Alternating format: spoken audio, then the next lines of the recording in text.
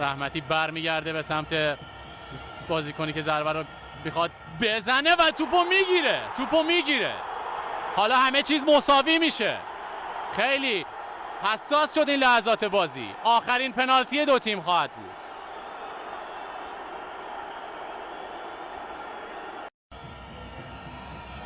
کار همیشگیشو تکرار میکنه.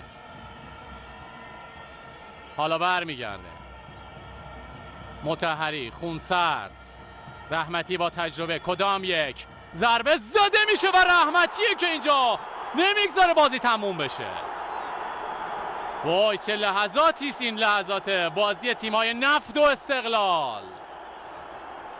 واکنش عالی رحمتی اینجا با دست مخالف. پنالتی های 1-1. یه دورخیز، یه ضربه و توپو میگیره رحمتی. توپو میگیره و این بار استقلاله که در ضربات پنالتی موفق میشه نفت رو شکست بده روی درخشش سید مهدی رحمتی در ضربات پنالتی. به این شکل